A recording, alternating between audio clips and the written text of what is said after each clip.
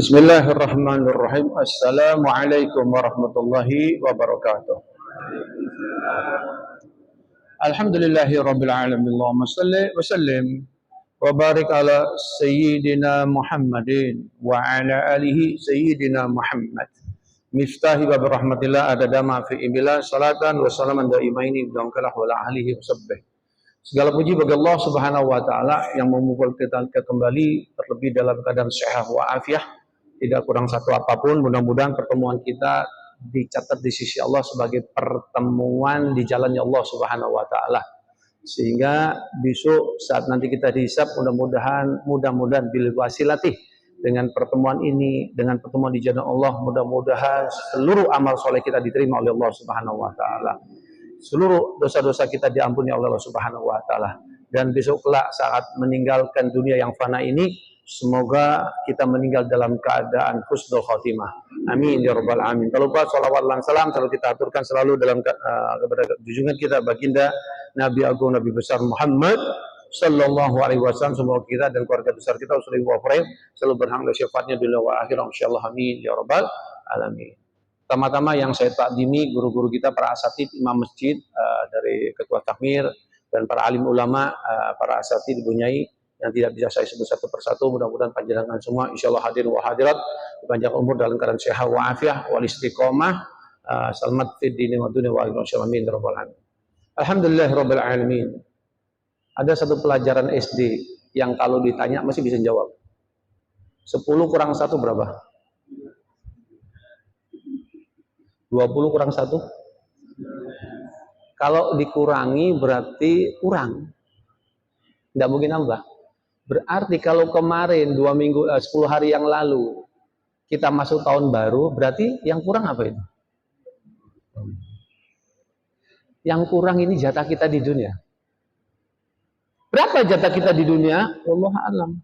Tapi paling tidak kita mengambil pelajaran yang sangat berharga, di mana Rasulullah SAW bersabda, "A'maru ummati ma baina sitina ila sab'in." Umur umatku hanya antara 60 sampai 70 tahun. Nah, itu. Berapa rata-rata? Ya, sudah. Berarti tahun kemarin jatah kita di dunia kurang 1. Padahal Kanjeng Nabi pernah mengatakan dalam riwayat hadis, ya, ini cetos sekali, ya, ad-dunya majrul atu akhirah. Dunia ini tempat ladangnya akhirat, tempatnya golek amal, tempat mencari amal. Berarti setiap tahun kita ini habis umur kita, berarti kesempatan kita ini untuk nyari bekal, untuk menghadap kepada Allah makin sebentar. Apalagi sekarang, yang mana ulama banyak mengatakan, yaitu akhir zaman ini keberkahan dicabut. Maksud keberkahan dicabut bagaimana ya Syekh? Yaitu dulu 1 hari 1 malam lama. Sekarang jangankan 1 hari 1 malam, Ramadan ke Ramadan ini cepat sekali. Jumat ke Jumat cepat enggak kira-kira? Ya Allah, kayak seperti ini saja sudah. Nah ini keberkahan. Sama jamnya, sama menitnya, sama detiknya, tapi berkahnya hilang. Sehingga kalau ada orang yang lalai, sehingga dia ini menutup hidupnya dengan tanpa membawa bekal. Maka dari itu pada pengajian ini sengaja Al-Fakir memberi judul Sholat. Kenapa? Tidak lain tidak bukan saling mengingatkan. Saya bicara ini juga mengingatkan diri saya sendiri. Yaitu apa? Ayo kita siapkan tamu yang agung, yaitu ajal. Dengan kita ini sama-sama saat meninggal dunia kita dalam keadaan tersenyum. Maksudnya tersenyum apa? Husnul khotimah. Yaitu tidak lain tidak bukan yang perlu kita angan-angan sekarang. Waruya marfu'an, dalam riwayat hadis yang sifatnya marfu'. Di sini Kanjeng Nabi bersabda, awwalu ma yuhasabu bihil al-abdu yaumal qiyamah as-shalah. Besok yang pertama kali diminta, dihisab, dipertanyakan, yang pertama kali besok hari kiamat as-shalah, salat. Yang pertama kali. Bukan yang kedua, yang pertama kali. Bukan hajinya wis ping pira, enggak. Udah bangun masjid berapa banyak, enggak. Salat yang pertama kali tanya. Fa in sholahat sholaha sa'ilal amalihi. Siapa saja sholatnya yang baik, baik ini bil makna sesuai dengan tuntunan syariat sesempurna mungkin, maka besok amal yang lain jadi baik. Kita ini kalau untuk melakukan amalan yang kalau memang disyariatkan sempurna sulit sudah. Tapi kalau amalan kita yang nggak baik tersebut, yang seluar sholat, kalau mau baik, perbaiki sholat dulu. Kalau sholat kita baik, semuanya ikut baik. Sekarang coba, mohon maaf yang banyak, kalau kita ada pembangunan masjid, mengeluarkan uang, masuk ke dalam, kita niatnya mau share. Begitu kita masukkan uang, ada orang yang lain, hati kita ada perasaan senang nggak kira-kira? Nah, itu sulit untuk memperbaiki keikhlasan ini 100% sulit sudah. Hal-hal tersebut yang ngurangi kita apa? Sempurna soal amalnya kita. Apalagi kalau kemarin pulang haji. Begitu pulang haji, saking senengnya ya, wis haji. Piye wah, yang lain turun nengok kamar, aku umrah dewe aku. Sampai bisa 7 kali aku umrah, laporan. Banyak hal-hal yang menyebabkan amal soleh kita ini berkurang nilainya. Bagaimana caranya supaya nanti bisa terangkat menjadi baik? Sholat. Kita lanjutkan. Wa in fasadat sa'iril amalihi. Kalau sholatnya rusak, maka semua amal kita ikut rusak. Ingat, saya ulang sedikit, besok amal yang pertama kali ditanya, diminta pertanggungjawaban sholat. Nek sholatnya sempurna, yang lain ikut bagus. Kalau sholatnya rusak, yang lain ikut rusak. Berarti sekarang kita ini di awal pengajian ini kita harus angan-angan sudah sampai seberapa sempurnanya sholat kita. Itu harus ada di pertanyaan kita. Seperti itu. Nah, apa sih yang kita dapat kalau sholat kita ini sempurna?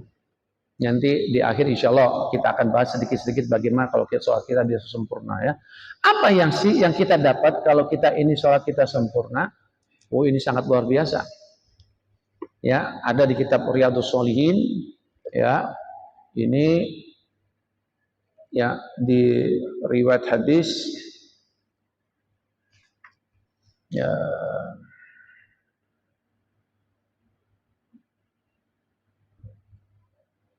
tentang keutamaan daripada orang-orang yang sholatnya sempurna seperti itu.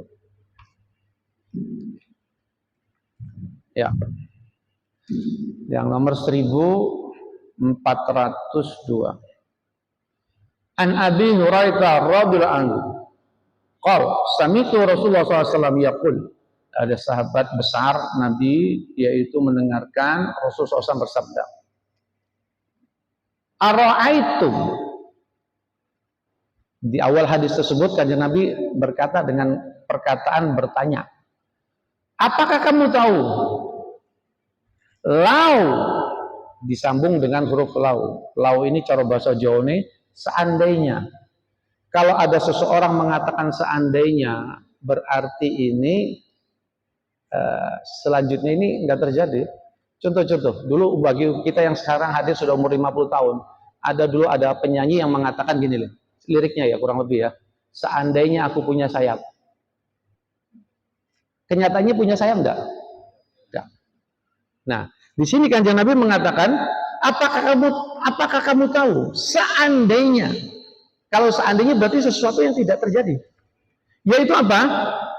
Anna nahron bibabi ahadikum. Kalau seandainya ada sungai yang mengalir pas di depan rumah kamu. Saya ulangi, seandainya kalau ada sungai di depan rumah kamu yang mengalir, Ini Kanjeng Nabi mengatakan riwayat hadis ini di Jazirah Arab. Di mana kalau kita ke sana, ke negara Arab, sungai banyak, tapi airnya tidak ada, isinya batu. Karena hujannya jarang. Sungai ini gede-gede, tapi isinya batu. Lain sama di Jawa. Setiap sungai pasti banyak air, yang mancing banyak. Di sana tidak ada. Ini sungai ini, barang longkos sudah. Kalau seandainya ada hujan besar, baru sungainya ada air. Nanti 1-2 jam hilang sudah. Nah, Kanjeng Nabi mengatakan seandainya ada di depan rumah kamu, di depan pintu rumah kamu, ada sungai. Ya, tasilu minhu kulla yaumin khamsu marrat. Dan kamu mandi di dalam sungai tersebut sehari 5 kali. Kamu mandi sehari 5 kali. Ngapunten, di Indonesia rata-rata kita mandi sehari 2. Itu sudah bersih. Kalau seandainya kita mandi sehari 5 kali, lebih bersih lagi. Nah, di negara Arab, mandi sehari 2 kali itu barang mahal. Kita jangan lihat Mekah Madinah loh ya. Jangan lihat Mekah Madinah, memang hotel, semua air suling semua. Dari Jeddah dibawa disuling. Tapi kalau panjenengan pernah jalan-jalan ke desa-desanya, saya dulu pernah kesempatan belajar sedikit di satu kota kecil, ya Tarim sana. Itu memang air itu mahal. Kalau ada santri datang baru, itu sama lurah pondoknya diseneni. Ini kalau ada rombongan santri Indonesia baru, mentek kayak bayu. Diseneni, mandi kayak bebek. 3 hari sekali, diseneni. Karena barang mahal air di situ. Dan di situ walaupun kita mandi sehari 3 hari sekali, tidak bau.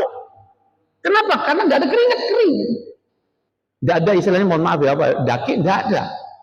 Jadi kalau di sana jenengan mandi sehari 2 kali, Sehingga sedekah yang paling afdol di sana kalau di rumah-rumah ya, itu di depan ada barodah. Barodah itu tempat air. Kalau kita dispenser lah. Karena air mahal. Nah, di sini Kanjeng Nabi mengatakan apa? Kalau di depan rumahmu ada sungai dan kamu mandi sehari 5 kali, ini kan satu perumpamaan yang sangat luar biasa untuk membersihkan tubuhnya orang tersebut. Maka Kanjeng Nabi mengatakan, hal yakko min daroni syai'an. Apakah kalau itu kamu melakukan mandi 5 kali 1 hari di dalam sungai tersebut, masih kira-kira masih ada sisa debu nggak di tubuhmu? Ya, 2 hari kita di Indonesia aja 1 hari 2 kali tidak bersih kok. Apalagi 5 kali 1 hari. Ini satu perumpamaan yang Kanjeng Nabi besar Muhammad SAW memberikan kepada kita. Orang tersebut kalau mandi di dalam sungai sehari 5 kali tidak ada sisa debu, bersih semua. Apa maksud Kanjeng Nabi? Maka sahabat berkata, menjawab pertanyaan Kanjeng Nabi, la yaqa min daroni syai'un. Tentu ya Rasulullah, kita ini tidak akan mempunyai sisa debu sedikit pun saking bersihnya. Maka Kanjeng Nabi menjawab, fazalika masul shalawatil khamsi yamhullahu bihinna al khotoya, muttafaqun alaihi, hadis sahih. Begitulah kata Kanjeng Nabi bagi orang yang menjalankan sholat fardu 5 waktu. Maka kalau itu dia kerjakan, tidak ada dosa sedikit pun yang tersisa. Shallu ala Nabi Muhammad. Berarti jangan sampai kita ini dengan usia kita sekarang, yaitu apa? Meninggalkan sholat 5 waktu. Jangan sampai. Ya insya Allah yang hadir wal hadirat di sini, ya insya Allah sholatnya tertib 5 waktu. Tetapi Bu, di luar sana, kemarin di Magelang, sekarang kan hiburan anak-anak tuh. Waktu itu waktu saya ada di tempat parkir, anak-anak banyak lagi main. Lalu anak-anaknya saya tanya lah, saya bilang, ayo sini, umur kamu berapa? Oh nggak sekolah, libur. Kamu kelas berapa? Kelas 2 SD. Berapa umurnya? 8 tahun. Rata-rata sekitar 2 1 SD.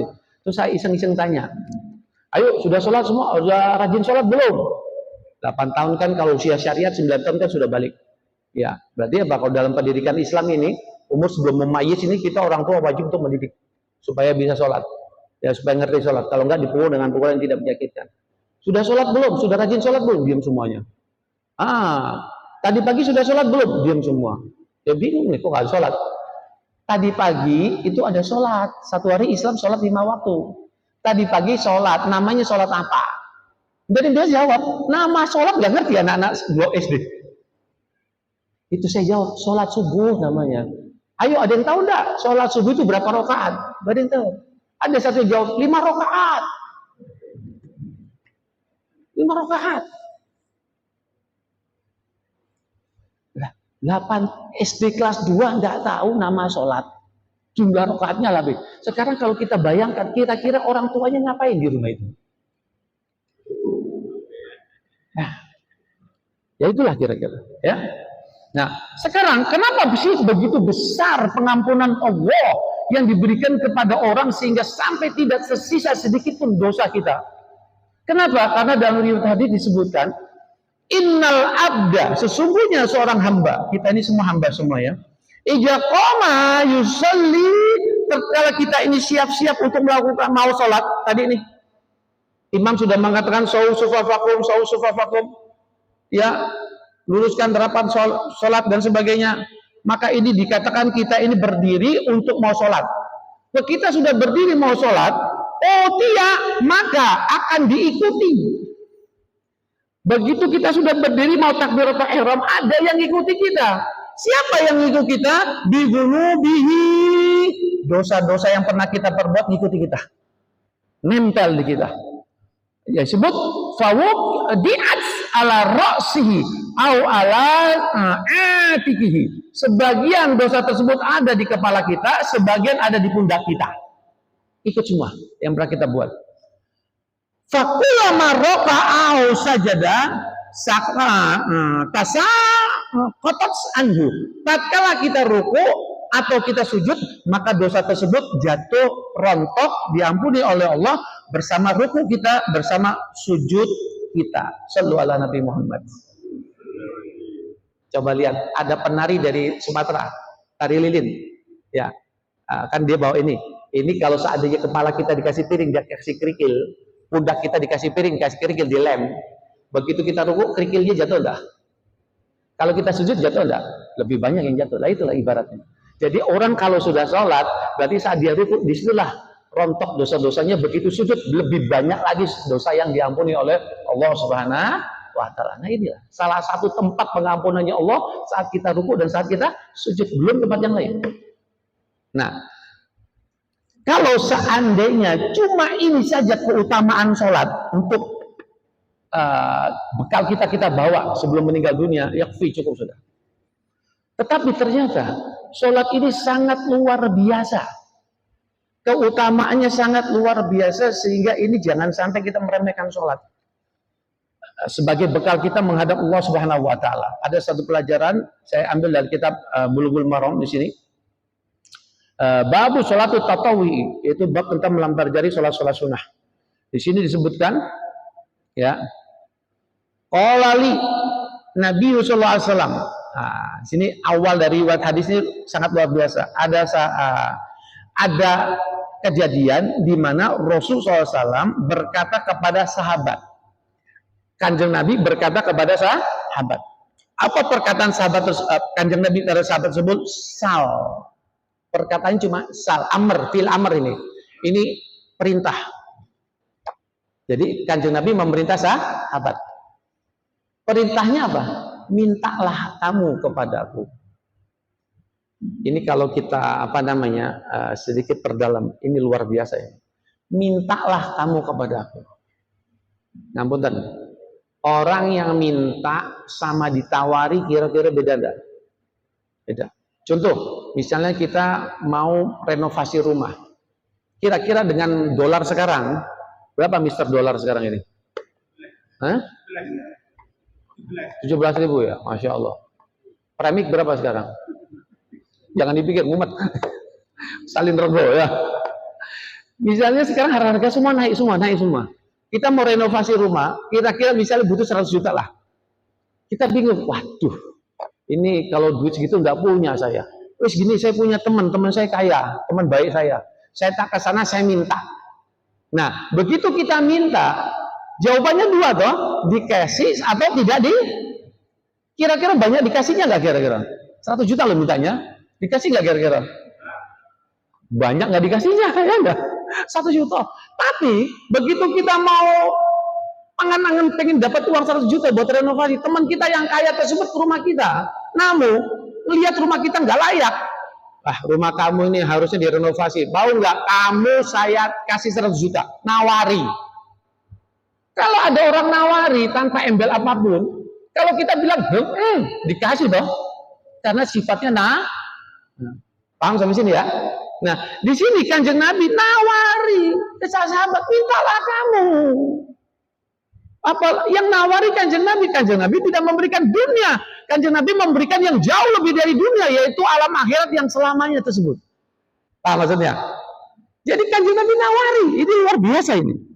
Mintalah kamu kepada aku. Fakultu. Maka sahabat yang ditawari oleh Kanjeng Nabi menjawab, yaitu apa? As'aluka murafaqataka fil jannah. Ya Rasulullah, ini sahabat ini pintar. Saya minta kepada kamu supaya saya bisa menjadi temanmu di surga. Mintanya apa? Supaya menjadi temannya Kanjeng Nabi di surga. Ini permintaan yang sudah sangat luar biasa. Kenapa? Kalau menjadi temannya sahabat Kanjeng Nabi di surga, tentu masuk ke surganya bersama Kanjeng Nabi. Tentu nggak pakai transit di neraka. Nggak pakai. Masuk surga tanpa hisab. Dan di surganya ini dengan derajat yang paling tinggi. Ini jawaban yang paling cerdas. Kalau seandainya lo ya, ada orang yang paling kaya ke sini, paling kaya sedunia, ditawari, ayo jamaah muhajirin minta apa? Buat kita umpah-umpahan. Aku minta tahun ini haji plus, ya enggak? Nah, betul. Seperti sebelum haji plus saya minta umroh dulu sekarang. Ya gampang lah dikasih. Tapi ini Kanjeng Nabi nawari, kamu minta apa? Lalu sahabat jawabnya apa? Saya minta bersamamu ya Rasulullah, jadi temanmu di surga. Wah, ini berkali pertanyaan yang sangat jawaban yang sangat pintar sekali. Faqala, maka Kanjeng Nabi menjawab, ghairazalik, ada yang lain enggak? Ini saja sudah cukup, tapi Kanjeng Nabi apa? Nawari, mau yang lain enggak? Wah, ini luar biasa ini ya. Lalu faqultu, sahabat yang ditawari Kanjeng Nabi menjawab, wa zakat, itu saja ya Rasulullah, cukup. Ini saja sudah luar biasa. Qala, maka Kanjeng Nabi menjawab, fa'inni ala nafsika bikasratil sujud, rawal Muslim sahih. Maka kalau engkau besok mau menjadi temanku di surga, tolong bantu aku Kanjeng Nabi. Apa? Perbanyaklah sujud. Amal soleh apa sih yang ada sujudnya? Sholat. Berarti setiap kita sholat, selain dosa kita diampuni, pahalanya pirang-pirang sudah. Pahalanya sudah tidak terukur banyaknya. Derajat kita dinaikin setiap kita kali sujud. Berarti orang yang ahli sholat ini berbahagialah. Selain dosanya bersih seperti orang mandi 5 kali tadi di sungai, dan pahalanya banyak sekali. Banyak. Saya bawa kitab ini pahalanya gini karena waktu memang nggak cukup. Maka yang penting kita tahu dulu, ini sholat ini luar biasa. Jangan dianggap sepele. Sholat ini benar-benar yang bisa mengantarkan kita masuk surga tanpa hisab. Sholat ini benar-benar bisa menghantarkan kita, akan kita mendapatkan kemuliaan demi kemuliaan di sisi Allah Subhanahu wa taala. Nah, di sini ini mohon maaf pengajiannya sampai jam berapa ini? Isyroknya nanti bunyi nih, ya, gitu ya. Nah, di sini coba kita melihat sholat tersebut ternyata apa? Begini, kalau ada mobil 2 miliar, ada mobil yang harganya mohon maaf 300 juta, kita paham ini mahal banget, mahal yang 2 miliar. Mobil yang 2 miliar pasti di dalamnya pun istimewa semua. Paham maksudnya? Ya, pasti tipnya yang harganya baik, joknya pasti yang paling bagus. Tapi kalau ada mobil odong-odong, paham jaringan odong-odong ya? Yang kalau dijual misalnya cuma 15 juta, kira-kira tipnya ini harganya berapa kira-kira? Ya enggak pakai tip mobil kayak gitu toh ya. Sholat ini amalan yang utama, yang pertama kali dihisab. Berarti yang di dalam sholat semuanya utama sudah. Pernak-perniknya semua semua istimewa. Nah, salah satu di antaranya kita sholat, yaitu di dalamnya kita wajib membaca suratul Fatihah. Ya, Rukun kauli wajib toh. Dan di situ setelah Fatihah, rakaat pertama, kedua kita juga membaca kitab suci Al-Qur'an. Ya, tadi kita ada sujud sajdah, Masya Allah. Imamnya luar biasa. Ya. Walhasil di dalam sholat kita membaca ayat suci Al-Qur'an. Karena kita membaca di dalam Quran, kita akan mendapatkan keutamaan yang lebih.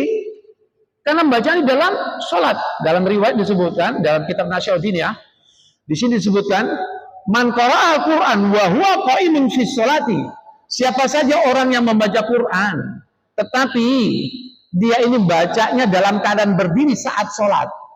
Baca Fatihah, surat kan dalam sholat berdiri ya, seperti itu. Karena lahu bikulli harfin mi'atu hasanatin, maka setiap hurufnya dari bacaan Quran yang kita baca itu dilipat gandakan 100 kali setiap hurufnya. Kira-kira suratul Fatihah berapa huruf? Berapa huruf? Oh, nggak usah dipikir, ukah gitu ya. Hanya ya. Wa man qara'a wa huwa qa'idun fi sholati kana lahu bikulli harfin khamsuna hasanatin. Siapa saja membaca Quran dalam sholat tapi dia duduk, kan ada orang nggak kuat berdiri, duduk aja enggak? Atau sholat sunnah langsung duduk. Maka dalam sholat, kalau sholatnya duduk, maka setiap huruf kalau kita baca Quran 50 hasanah, separuh. Wa man qara'ahu kharijas sholati wa huwa ala taharatin kana lahu bikulli harfin khamsuna wa isuna hasanatin. Siapa saja baca Quran di luar sholat tapi dia dalam keadaan berwudu, ini jenengan masih wudu baca Quran, ya, maka setiap hurufnya 25 hasanah. Wa man qara'ahu wa huwa ala ghairi taharatin kana lahu bikulli harfin asuna hasanatin. Maka siapa saja baca Quran di luar sholat, tidak pakai wudu, tapi hafalan. Ya, kita batal wudu, kita baca hafalan aja. Maka setiap hurufnya 10. Coba lihat. Di dalam sholat, dalam keadaan berdiri, baca Quran, setiap hurufnya 100 hasanah. Dalam sholat duduk 50 setiap hurufnya. Di luar sholat ada wudu 25 hasanah. Tapi kalau batal wudu ya, batal wudu kita baca setiap hurufnya 10. Yang paling banyak di mana? Dalam sholat. Maka dari itu jenengan pas milih imam yang bacanya luar biasa tadi. Bacanya panjang-panjang. Maka dari itu kalau ada imam yang bacanya panjang-panjang, jenengan apa? Alhamdulillah. Kenapa? Karena pahalanya banyak. Lah itu kalau bacanya di sini, kalau bacanya di Masjidil Haram kira-kira dilipat gandakan 100.000 kali lipat lagi. Maka dari itu ini kesempatan kita baca Quran yang banyak di sholat. Lah caranya bagaimana? Saya tidak hafal. Saya hafalnya cuma surat kul tok misalnya. Tidak apa-apa. Kalau tidak hafal, guru saya ini loh, guru saya Quran ini sudah hafal, qira'atu sab'ah bisa. Qira'atu sab'ah cara membaca Quran 7. Beliau ini kalau sholat duhanya 1 juz. Hafal, tapi beliau nggak didik murid-muridnya itu apa? Kalau lagi sholat, minta maaf yang banyak ya, lagi sholat, di sampingnya ini ada meja, memang meja khusus. Jadi begini, ya, ada meja khusus, beliau baca Quran seperti ini, bacaan Quran seperti ini, ya. Nah, lalu begitu baca suratul Fatihah, lalu beliau buka baca. Setelah itu tutup, ya. Kalau nggak punya meja di bawah seperti ini atau ditaruh sampingnya. Lalu lanjutkan ruku, lalu sujud dan sebagainya. Lalu begitu rakaat kedua baca baca Fatihah, lalu ambil lagi, buka lagi, dibaca lagi. Setelah itu tutup. Nah, sampai khatam. Setiap hari 1 juz. Sebulan khatam Quran dalam sholat duha.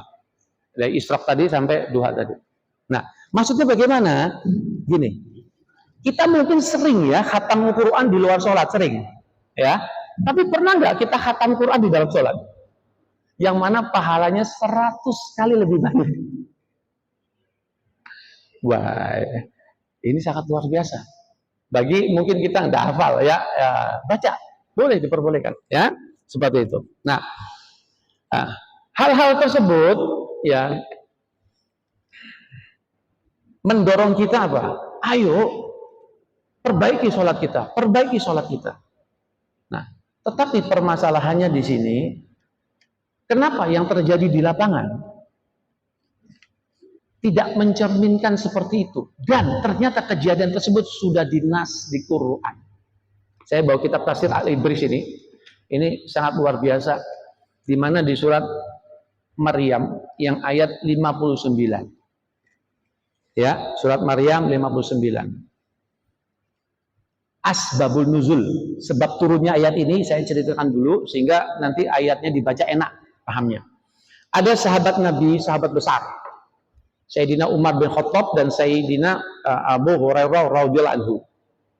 Itu lagi jalan mau ke rumah sahabat Nabi Sayyidina Abu Bakar As-Siddiq radhiyallahu anhu. Nah, begitu beliau lewat mau ke rumah Sayyidina Abu Bakar, jenengan kalau pergi ke Madinah ya, pergi Madinah ya. Ini ada apa? Roboh. Di sampingnya kan ada apa namanya? Kanjeng Nabi di situ, ada sahabat Abu Bakar, Sayyidina Umar di sana. Itu rumahnya Kanjeng Nabi di situ. Tapi kalau jenengan setelah dari roboh keluar, belok kanan, kurang lebih kira-kira sekitar 900 meter. Ya, itu ada rumahnya Sayyidina Abu Bakar yang sekarang jadi masjid. Sebelum rumahnya Sayyidina Abu Bakar ada masjid Gonama. Masjid Awan, masjid itu yang pertama kali dilakukan sholat sunnah Idul Fitri. Nah, banyak jamaah umroh ke sana, tapi banyak juga yang belok kiri, itu apa pasar kurma. Nah, itu masalahnya ya, berkinya jangan ya. Nah, di situ sahabat ini mau jalan ke rumah Sayyidina Abu Bakar, tapi lewat rumahnya Kanjeng Nabi. Lewat rumahnya Kanjeng Nabi. Nah, begitu lewat rumahnya Kanjeng Nabi, itu apa? Terdengar suara tangis. Yang nangis Kanjeng Nabi. Dan tangisnya bukan rumah zaman dulu kan enggak pakai pokoknya lepah kurma, cuma pintunya cuma kain seadanya, kedengeran. Nah, sahabat Sayyidina Umar bin Khattab kan kita paham, ini beliau ini pembela Kanjeng Nabi. Jangankan dengar Kanjeng Nabi nangis, bahkan dia mengatakan kalau ada yang berani mengganggu kekasihku, walaupun hanya dengan mencabut satu rambutnya, aku penggal kepalanya. Nah, Sayyidina Umar bin Khattab kan isinya baunya ada yang ganggu Kanjeng Nabi, nangis ini. Ditunggu sudah. Begitu Kanjeng Nabi keluar, terlihat jenggot yang mulia dari Nabi besar Muhammad SAW itu basah. Lalu ditanya nggak sabar, apa yang terjadi? Siapa yang ganggumu ya Rasulullah? Izinkan aku untuk memenggal kepalanya. Lalu Kanjeng Nabi mengatakan tidak ada yang menggangguku. Lah, kenapa engkau nangis? Ya, dalam perjalanan dari masjid menuju rumahku, Malaikat Jibril datang menemuiku membawa ayat ini. Berarti ayat ini isinya membuat Rasulullah SAW sedih. Sekarang saya tanya, kalau Kanjeng Nabi sedih, yang dipikirkan siapa kira-kira? Nah itu. Yang dipikir siapa? Ya awak-awak ini. Berarti yang dipikirkan oleh Kanjeng Nabi umatnya. Nah, maksudnya umat yang genah apa sih orang genah kira-kira? Itu masalah. Oh, kalau yang ahli sholat, ahli sujud, ahli sedekah, bikin Kanjeng Nabi seneng. Yang bikin Kanjeng Nabi nangis berarti apa? Memikirkan umatnya sing ora. Nah ini loh, apa sih orang genahnya sekarang? Nah, tadi kita baca ya ayatnya. Bismillahirrahmanirrahim. Faqala fa mim ba'dihim qalqun adus sholata wa tabusawati fasawfa yalqauna ghayya. Al-ayat ini dia. Maka Kanjeng Nabi mengatakan, maka kelak besok akan ada sebagian dari umatku. Ini masih mending ini, enggak semuanya sebagian. Yaitu yang buat Kanjeng Nabi nangis, ada usholah. Kalau di sini kan tafsirnya pakai bahasa Jawa ya. Yaitu apa? Wong sing nyelelek. Nyelelek paham jenengan? Gampangake, ngentengake babakan sholat. Paham? Jadi orang ada kelak akan satu datang saat dari umatku, sebagian umatku sing sifatnya apa tadi? Sing gampangake, nganggep enteng babakan sholat. Kalau itu wattabahu syahwati, dan justru dia ini lebih mengikuti syahwatnya, hawa nafsunya. Fasawfa, maka golongan umatku yang seperti itu yalqauna ghayya, maka akan dicemplungke ke jurangnya nerakanya Allah Subhanahu wa taala. Nah, malaikat Jibril bawakan ayat itu. Ada umatmu besok satu zaman sing gampang ke sholat.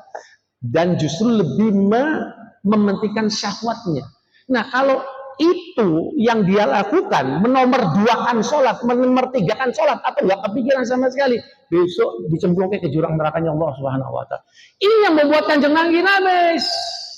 Lah kenapa? Kanjeng Nabi kan kepingin seluruh umatnya masuk surga. Kalau umat yadkhulul jannah illa man aba. Kanjeng Nabi mengatakan seluruh umatku masuk surga, kecuali yang enggak mau. Kenapa Kanjeng Nabi mengatakan itu? Karena Kanjeng Nabi pernah diberitahu oleh Allah bagaimana siksa dari neraka. Sehingga Kanjeng Nabi apa?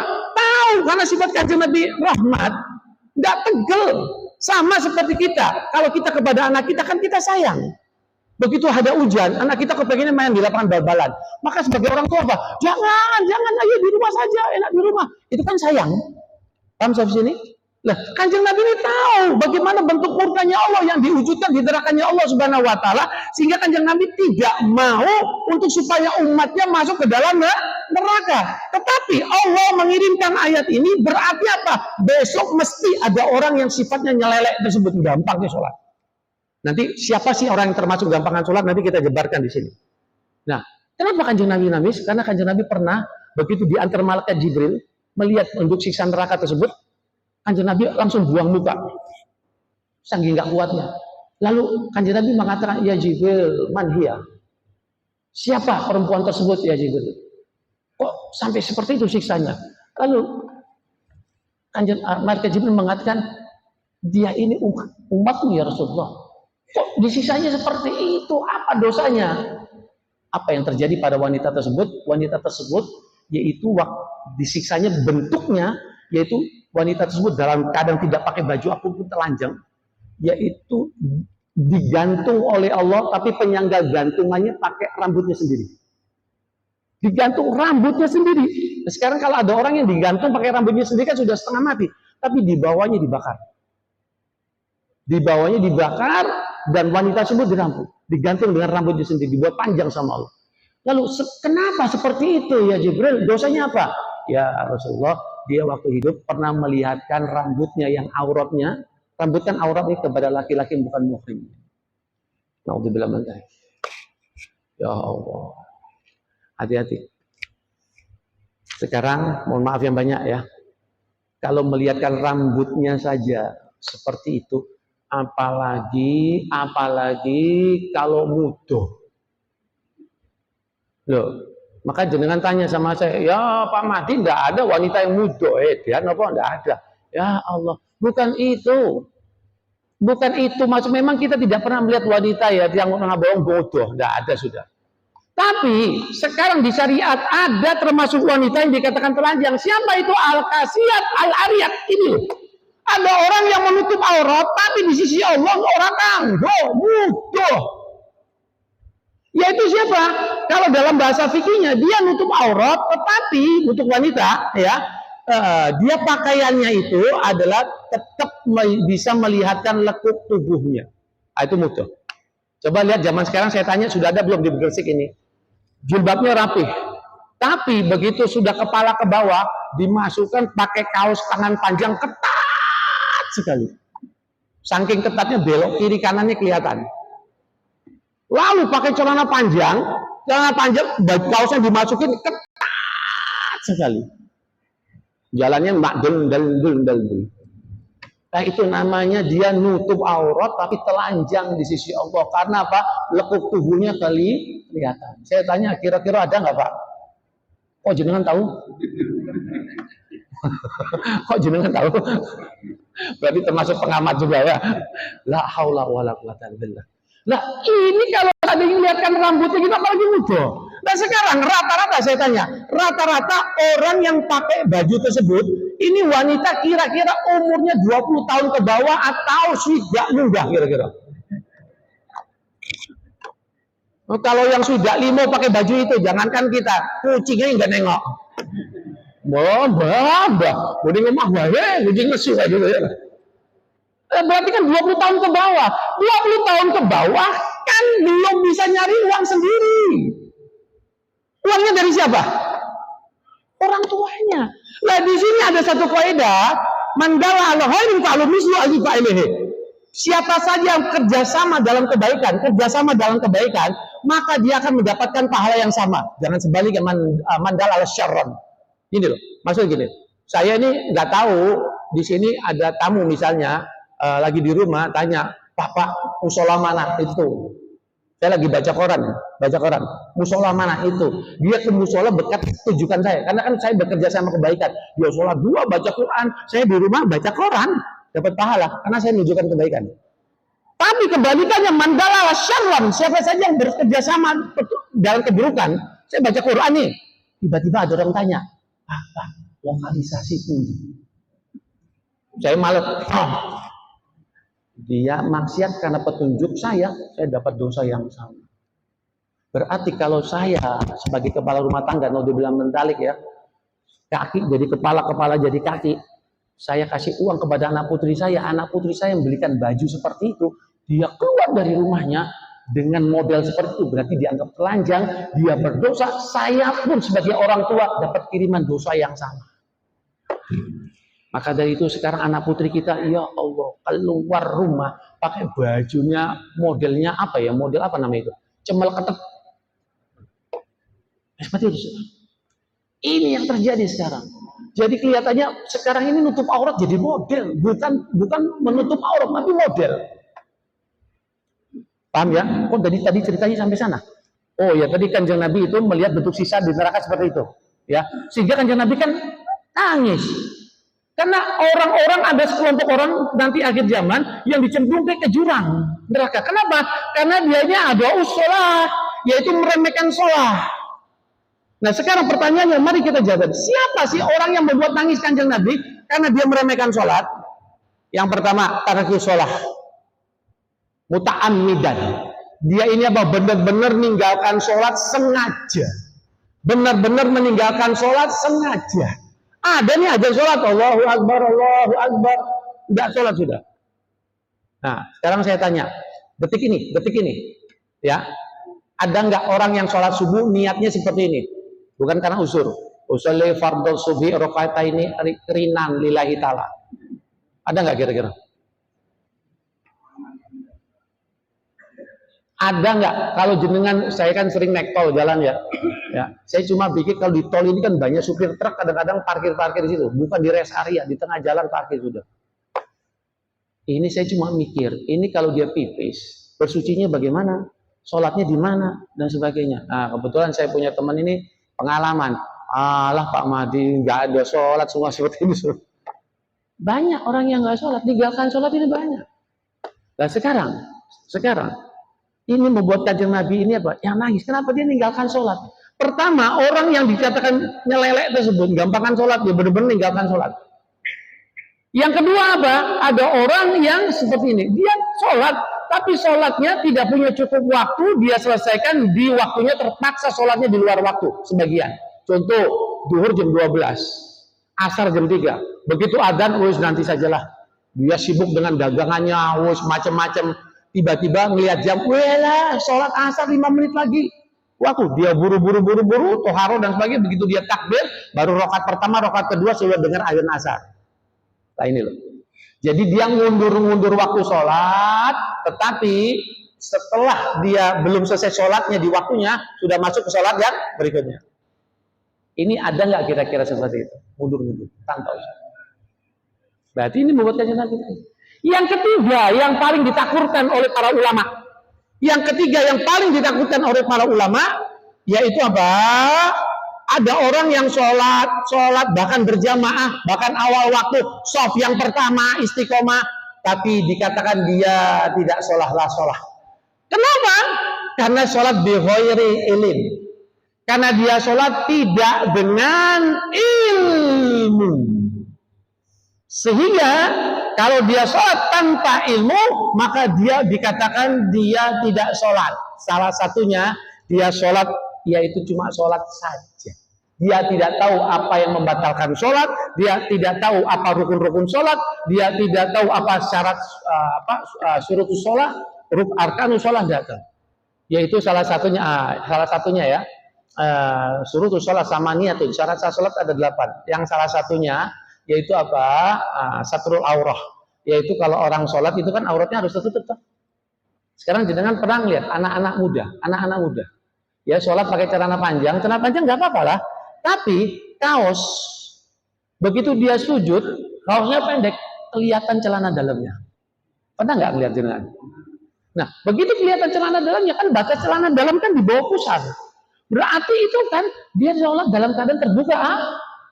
Berarti begitu dia sholat auratnya terbuka, sholatnya nggak sah. Karena nggak sah ya batal sholatnya. Karena batal dia sholat tapi dia tidak sholat. Nah itu masalahnya. Paham maksudnya? Nah di sinilah yang perlu kita cermati, yaitu apa? Ternyata banyak dari kita, yaitu ternyata apa? Banyak sekali sholat kita ini tidak dikatakan sholat. Kenapa? Karena kita ini sholat kita batal karena kita tidak mengetahui tentang apa-apa saja yang terkait dari sholat yang wajib kita pelajari. Mulai dari awal sampai akhir. Jadi sholat kita ini bighairi ilm, tanpa ilm. Sebagai penutup, saya akan membawa satu saja. Yang banyak sekali kesalahan. Yaitu disebutkan fasl syurutul wudu asratun. Yaitu apa? Syarat sah wudu wa ghusli ada 10. Saya cuma bawa satu saja supaya buat sanggup kita untuk bekal fikih supaya kalau ini kita salah perbaiki, kalau tidak maka sholat kita tidak sah gara-gara ini. Yaitu apa? Ya.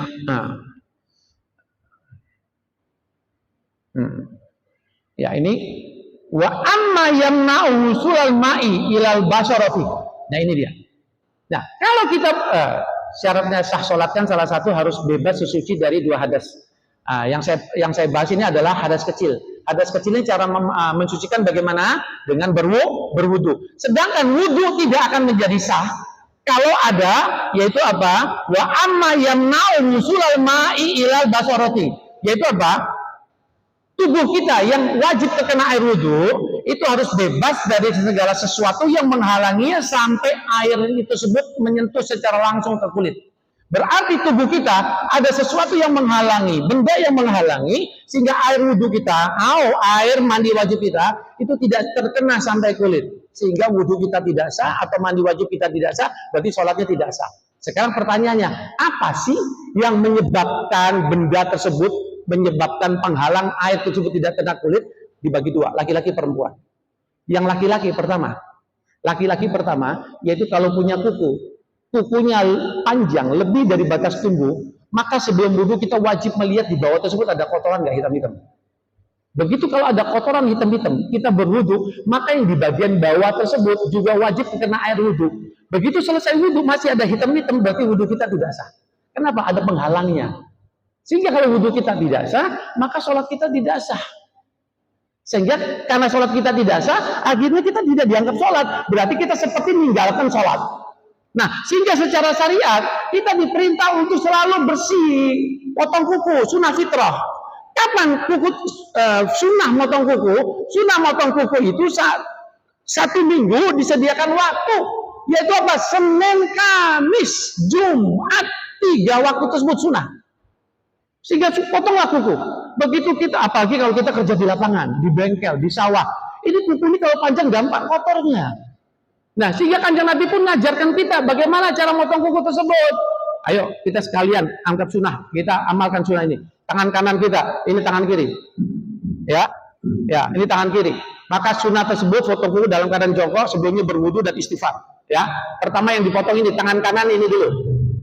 Kedua ini, ketiga ini, keempat ini, kelima tangan kiri ini, keenam ini, ketujuh, kedelapan, kesembilan, yang terakhir 10 ini. Ini sunnahnya, ya. Saya ulangi, tangan kanan ya. Ini dulu. Lalu kiri ini ditutup dengan ini. Kalau kaki bagaimana? Ini kaki kanan, ini kaki kiri. Mulai dari kelingking. Nah, ini. Seperti itu. Ini laki-laki paling banyak kuku. Nah, kalau perempuan bagaimana? Mohon maaf yang banyak. Perempuan ini banyak sekali, yaitu yang memakai warna pada kuku. Nah, warna pada kuku tersebut terkadang pewarna tersebut itu apa? Kedap air. Kalau pewarna itu tersebut tidak kedap air, katakan memakai henna, itu tidak apa-apa bisa tembus air. Tapi banyak sekali sekarang wanita sekarang memakai pewarna yang kedap air. yang mengkilap dan sebagainya. Bagaimana sih caranya tahu produk tersebut tidak pahit atau tidak? Segampang. Ambil kertas putih, dengan ambil henna, yaitu disapukan di sini, dicat di sini. Lalu produk yang luar negeri dicat di sini.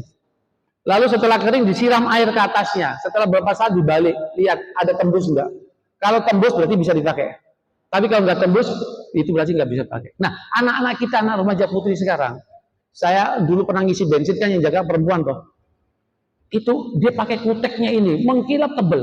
Saya tegur, Mbak, mohon maaf Mbak, ini kalau seandainya jenengan wudhu, ini nggak tembus, wudhunya nggak sah, sholatnya nggak sah. Saya bilang gitu pelan-pelan. Jawabnya ketus, head. Jawabnya mens aku, astagfirullah. Ya seperti itu sudah, angin dibilangin. Paham ya maksudnya ya? Nah, kedua bagi wanita itu apa? Hati-hati rambut yang dicat. Kalau dicat dia pakai bahan yang tembus air dan itu diperintah oleh suami, silakan. Nah, tapi banyak orang yang sekarang ini apa? Londo Jowo. Wah, dicat pakai warna merah, hijau kalau lampu bangjo itu loh. Nah ini kalau bahannya tidak tembus air, maka wudhunya tidak sah, mandi wajibnya juga nggak sah. Lalu yang paling bahaya lagi ada yang namanya permanen, namanya tato alis. Pernah nggak jenengan melihat wanita yang alisnya itu kayak rel sepur itu loh? Itu tato alis namanya. Nah ini tidak tembus air.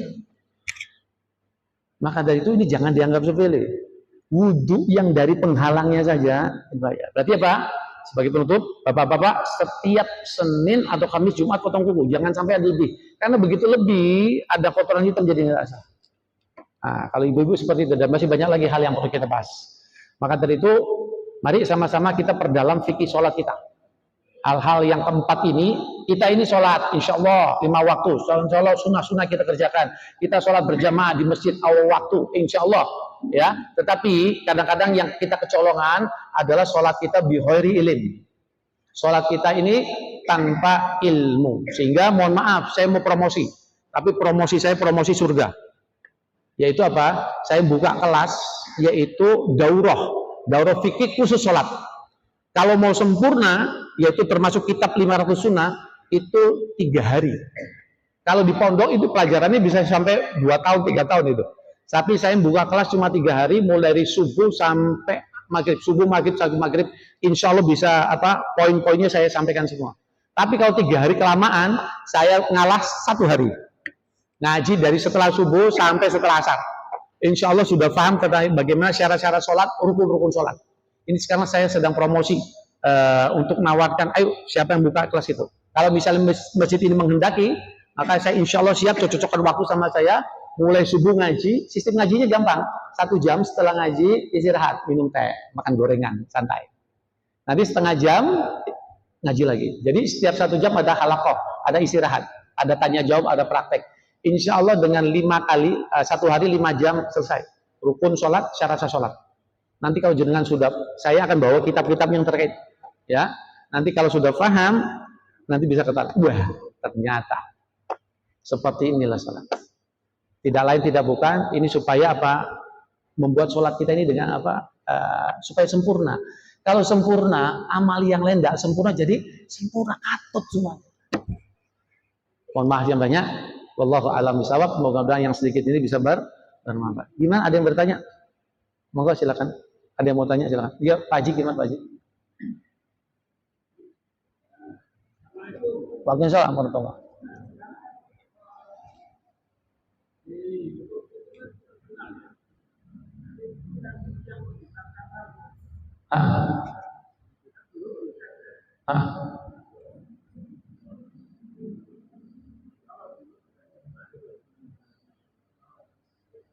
Enggak, tidak apa-apa, saya dengar nanti saya kerasan.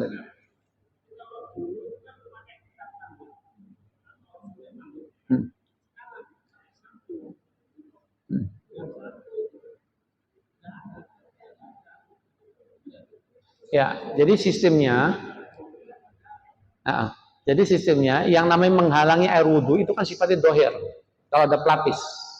Nah sekarang masalahnya sampo tersebut yang bisa menghitamkan itu dia menghitamkan lewat dalam apa lewat luar. Nah ini sampo itu bekerjanya itu berupa pigmen. Pigmen kan yang dari dalam. Oh, enggak apa-apa. Karena yang dimaksud dari ini adalah yang dari luar. Seperti tadi kotoran kuku kan dari luar. Atau cat rambut kan tadi dari luar yang zaman dulu, ya. Atau alis tadi kan ini dari luar sifatnya seperti itu, ya. Seperti itu. Nah, kalau pelajar ini apa? Tip X itu loh. Ya, seperti itu. Dulu kan ingat nggak? Waktu kita pemilu kan kita suruh nyelupkan tinta toh. Nah, sehingga orang-orang bingung ini sholatnya bagaimana? MUI ngasih fatwa, nggak apa-apa. Karena ini ada daruratnya di situ, ya, seperti itu. Yang tip X apa namanya? Tinta yang pemilu itu. Nah, MUI mengatakan nggak apa-apa. Nah, karena apa? Ada darurinya di situ. Nah, karena MUI sudah kerjasama pemerintah dengan MUI membuatkan fatwa, ya nggak apa-apa. Walaupun hakikatnya tinta tersebut nggak tembus air. Nah, tapi karena ini daruri, maka nggak apa-apa. Seperti itu. Kalau pigmen ini kan dari dalam, jadi nggak apa-apa. Seperti itu, ya. Tapi untuk laki-laki kalau semirnya hitam, maka makruh. Kalau laki-laki semirnya coklat kemerahan, sunnah. Kenapa? Karena Kanjeng Nabi, ini mohon maaf banyak kalau dia mau sholat Isra, mau silakan. Kanjeng Nabi pernah protes sama malaikat Israel. Ya Israel, kenapa kalau kamu memanggil umatku, mencabut ruh umatku, kok kamu nggak ngasih tahu dulu? Nggak bisiki Pak, jenengan ngomong sewu. Minggu depan saya tak kesini ngambil ruh jenengan. Nggak seperti itu, nggak kasih bocoran. Kira-kira kalau ini terjadi, malaikat Israel ngasih bocoran ke jenengan pripun kira-kira? Pak, minggu depan masih kober nggak jenengan main sepeda kira-kira? Nggak kober sudah ya.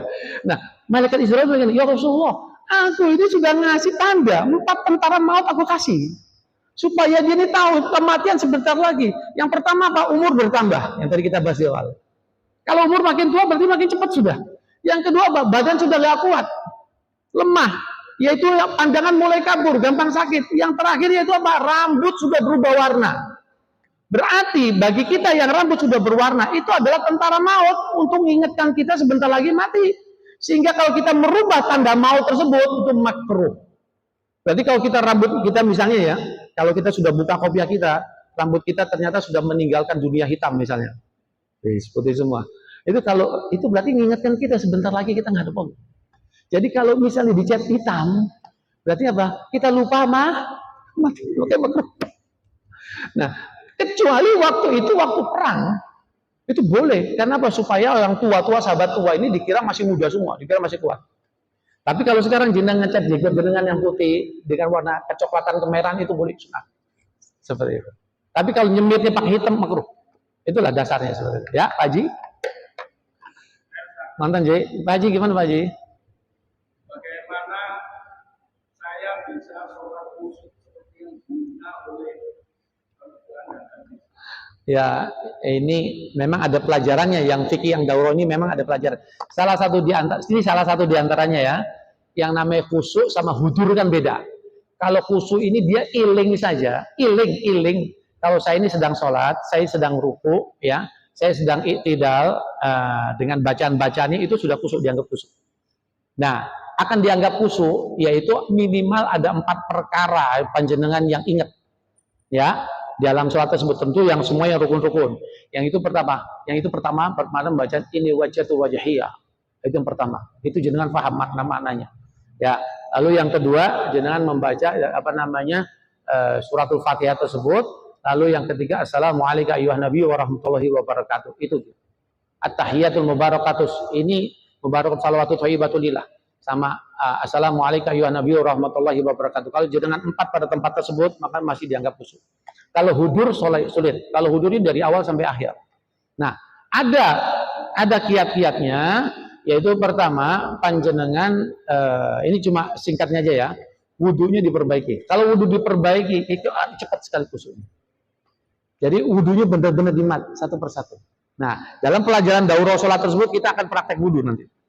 Seperti itu. Ya.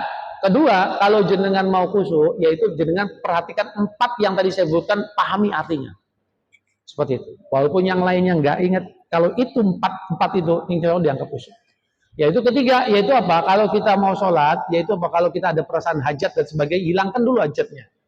Mau pipis, mau ini dan sebagainya, hilang terus hajatnya. Ya, lalu yang berikutnya apa? Pastikan kita berjamaah. Itu dia. Yang berjamaah ini sangat membantu sekali.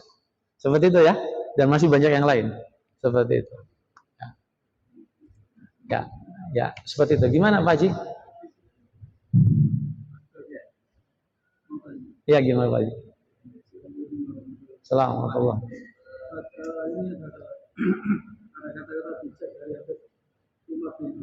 Masya Allah. Mengenai hindari kesedihan kubur. Anda? Mengenai hindari kesedihan kubur. Sepinya kubur. Hindari kesedihan kubur. Aswar. Hindari untuk kita menjadi hobi mengambil foto kita. Karena pas ayat kamera akan memberikan nur dari ilmu kita.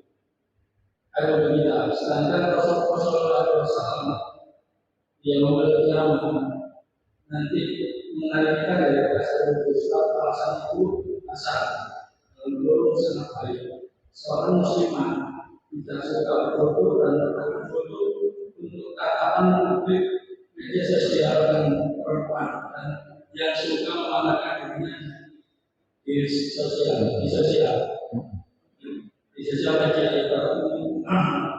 menjual dirinya sendiri. Jadi yang sering kan memang yang dalam memberikan ini kan Ya. seorang laki-laki dengan pamer apakah sama dengan seorang wanita Ya. Nah, ini pertanyaan bagus. Ini beliau Habib Umar bin Hafiz, Masya Allah ya. Beliau hafal 100.000 hadis. Ya, yang tadi saya sebutkan, yang sholat sunnah duha itu 1 juz beliau. Beliau Masya Allah, ya istilahnya salah satu ulama yang paling besar di dunia ini ya sekarang beliau. Ya, jadi kita harus mensikapi seperti ini. Yang pertama, inda zikru solihin tanziru rahmah. Jika kita mengingat orang soleh, maka akan turun rahmat Allah. Ini disebut berarti apa? Kita ini memang diperintah untuk melihat wajah orang soleh. Karena melihat wajah orang soleh mengingatkan kita kepada Allah. Jadi kalau dalam riwayat disebut kalau kamu melihat ada orang, ya di mana orang tersebut kamu lihat bisa dekat sama Allah, kumpullah dengan orang tersebut. Ya, melihat orang tersebut dengan lihat saja kita bisa tobat nasuha. Dengan lihat saja kita ketularan kepingin ibadah. Salah satunya beliau. Dengan kalau kesempatan menandang beliau langsung, ya Allah, wis, Masya Allah seperti itu. Sehingga orang-orang yang kurang beruntung jauh, maka beliau mengizinkan untuk orang-orang yang berfoto agar berkahnya menyebar kemana-mana. Seperti kita melihat mungkin di sini banyak yang melihat foto Wali Songo, ya seperti itu ya. Ulama-ulama dipajang rumah, tidak apa-apa. Karena seperti itu disebutkan inda zikru solihin tanziru rahmah. Kalau kita melihat orang soleh, maka menyebabkan Allah menurunkan rahmatnya. Seperti itu, ya. Jadi diperbolehkan, silakan untuk laki-laki yang memang fotonya tersebut memang difungsikan untuk menyebarkan dakwah seperti itu, ya, bukan untuk niat selainnya, ya. Kalau untuk foto laki-laki, ya untuk konsumsi keluarga dan sebagainya, untuk kenang-kenangan dan sebagainya, mubah, sesuatu yang mubah. Tapi kalau ulama itu diperbolehkan supaya orang ingat kepada siapa orang ini, berapa banyak rakaat yang dilakukan, berapa banyak pengorbanan di jalan Allah Subhanahu wa taala, itu diperbolehkan. Tapi wanita tidak ada rukhsah. Karena menurut mazhab Imam Syafi'i, ya, wanita tersebut ini kalau Imam Syafi'i ya, kalau wanita di Indonesia ini kan ikut Imam Malik. Imam Syafi'i itu seluruh kalau aurat wanita di luar sholat semuanya tanpa berkecuali. Jadi termasuk mata pun aurat untuk wanita. Ini untuk Imam Syafi'i. Kalau di Indonesia pakai Imam Malik. Imam Malik itu apa? Wajah bukan. Baik di dalam sholat ataupun di luar sholat itu bukan aurat. Ya, jadi di Indonesia ini pakai rata-rata istri kita rata-rata pakai mazhab Imam Malik seperti itu. Nah, kalau di tarikh tersebut pakainya Imam Syafi'i seperti itu. Jadi wanita kita kalau misalnya kita foto lalu dikasih status ataupun di-share kemana-mana, maka apalagi yang buka aurat, maka yang melihat istri kita ini satu dunia. Nah, jadi selama foto itu terpanjang, apalagi aurat terbuka, maka selama itu dosa jariyahnya ngalir. Bukan amal jariyah, dosa jariyahnya ngalir. Seperti itu. Apalagi sudah umurnya 50 tahun, 60 tahun, kalau sudah foto, ada gaya bebas. Nah ini masalahnya gaya bebas. Nah, seperti itulah. Jadi memang agak sulit gitu ya. Kalau bisa, kalau wanita ini di handphonenya tersebut, foto profilnya tersebut, gambar apa ya? Gambar kucing aja sudahlah. Atau gambar semangka atau gates sudah itu ganti sudahlah. Jangan foto dirinya sendiri. Ya, jangan, karena kecantikan seorang istri yang bisa menikmati cuma suaminya saja sudah. Ya, anak-anaknya, keluarganya, muhrimnya semua sudah. Seperti itu. Diganti sudah ya. Atau ganti dengan foto-foto yang siatnya syiar lah. Ya, foto wali songo kayak foto masjid dan sebagainya. Seperti itu. Itu lebih bagus. Jangan sampai kita terkena dosa jariah. Jadi maksudnya beliau tersebut at-tarudin hilang. Kenapa? Setiap kemaksiatan itu akan menyebabkan efek buruk terhadap dari tanda-tanda baik yang sudah diberikan oleh Allah Subhanahu wa taala. Seperti itu. Orang yang nggak sholat maka cahayanya dicabut sama Allah Subhanahu wa taala. Orang yang berdusta maka cahayanya juga dicabut oleh Allah Subhanahu wa taala. Salah satu bermaksiat adalah menampakkan yang segala sesuatu yang memang bukan orang yang berhak untuk menikmatinya, yaitu kecantikannya. Walaupun bukan termasuk aurat, yang termasuk apa namanya? Imam Malik mengatakan wajah ini bukan aurat. Wajah sini, wajah ini ya, wajah betul. Di luar sholat ataupun di dalam sholat. Tapi karena dipasang di foto, akhirnya dosa jariahnya mengalir seperti itu. Seperti itu ya. Seperti itu. Apunten, seperti itu. Ya, mudah-mudahan insyaallah kita semua dicatat sebagai hamba Allah yang mendapatkan taufik dan hidayah, istiqomah dan akhir hayat husnul khatimah. Bismillahirrahmanirrahim. Alhamdulillahirabbil alamin bagi rezeki dan na'min hada yu'afik wa yaqul majid Allahumma shalli wa barik ala sayyidina Muhammad bisul rahmatil adada ma fi illah salatan wa salaman daimaini bidang kala subhanahu wa ta'ala dzunubana wa walidaina wa liman haqqan alaina wa fi ummati sayyidina Muhammad Allahumma shalli ala sayyidina Muhammad Allahumma farid sayyidina Muhammad Allahumma hdi sayyidina Muhammad Allahumma arham sayyidina Muhammad Allahumma adina fi man hadait wa afina fi man afait wa tawallana fi man talwait wa barik lana fi ma atait bi rahmatika ya arhamar rahimin Allahumma salli ala hari masalahum min abdina Muhammad sallallahu alaihi wasallam wa ibaraka sallallahu a'udzubika mimma sajaqu min abdina Muhammad sallallahu alaihi wasallam wa ibaraka sallallahu Allahumma arzuqna bi sayyidina Muhammad sallallahu alaihi wasallam dhahiran wa batinan bi afiyah wa salama bi rahmatika ya arhamar rahimin jazallahu sayyidina Muhammadan khairan wa sayyidina Muhammadan ma huwa ya Allah biha ya Allah bi husnil khatimah bi husnil khatimah rabbana atina fid dunya hasanah wa fil akhirati hasanah wa qina adzabannar sallallahu Muhammad wa ala alihi wasallam fadhi subhana rabbika rabbil izzati amma yasifun wa salamun alhamdulillahi alamin. Sebelum baca Fatihah nanti malam ba'dal isya saya ada di Masjid Sunan Giri, yang saya bahas adalah lanjutan kitab 500 kesunahan yang ada di dalam sholat. Kalau ada yang punya waktu monggo silakan. Habis isya mubasyarah langsung. Surah Al-Fatihah. A'udzubillahi minasyaitonir rajim. Bismillahirrahmanirrahim. Shiratal ladzina an'amta 'alaihim. Kurang lebih maaf. Subhanahu wa hamdana ada surah Al-Fatihah. Assalamualaikum warahmatullahi wabarakatuh.